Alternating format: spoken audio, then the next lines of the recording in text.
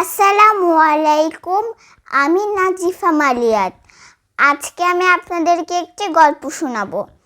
জনপ্রিয় লোককথার pop up সিরিজের একটি জনপ্রিয় গল্প আমি আপনাদেরকে শোনাবো। গল্পটির নাম বাঘ ও শিয়াল। একবার জঙ্গলে মানুষের পেতে রাখা ফাঁদে আটকা পড়ল এক বাঘ। ফাঁদের সাইড দিয়ে যেই যায়, বাঘ তার কাছেই অনুরোধ করে বলে যে দরজাটা খুলে দাও ভাই। সাপ বলে না না না, আমার অত সময় নেই। খরগোশ বলে আমার গাজর তোলার কাজ পড়ে আছে। শেষ পর্যন্ত একটা বানর তার ফাঁদের দরজাটা খুলে দেয়। ফাঁদ থেকে বের হয়ে আসার পরে বাঘ বলল, হালুম, আমি এবার তোকে খাবো। বানর তো শুনে অবাক হয়ে গেল, দিয়ে বানরকে বলছে যে আমি তোমার এত বড় একটা উপকার করে দিলাম, শেষ কিনা তুমি আমাকেই খাবে।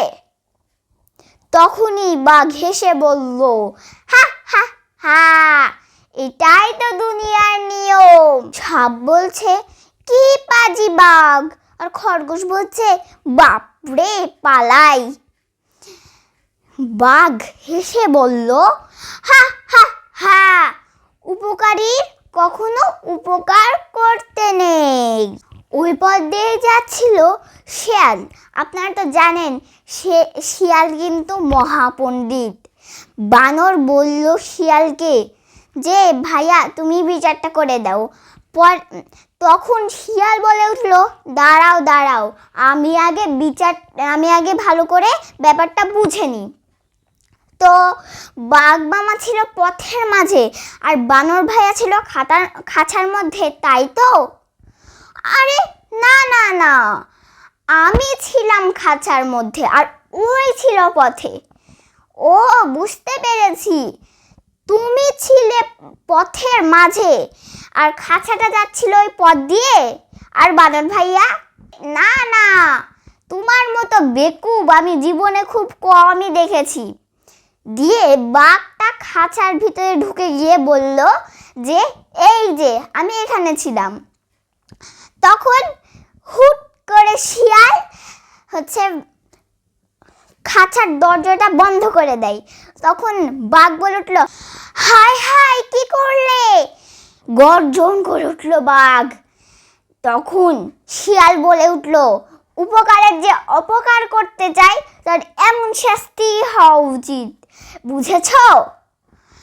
তখন বাঘ বলল, ভুল হয়ে গেছে ভাই, এবারটি শুধু ছেড়ে দাও। এবার খাঁচার পাশ দিয়ে যেই যায়, বাঘ অনুরোধ করলেও তার দরজার কেউ খুলে দেয় না। বানর খুশি হয়ে শিয়ালকে বলল, ধন্যবাদ ভাইয়া। এই ছিল আমাদের আজকের গল্প। গল্পটি কেমন লাগলো অবশ্যই কমেন্ট করবেন। ভালো লাগলে একটি লাইক, সাবস্ক্রাইব করে দেবেন।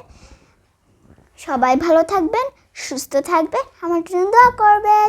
Bye bye.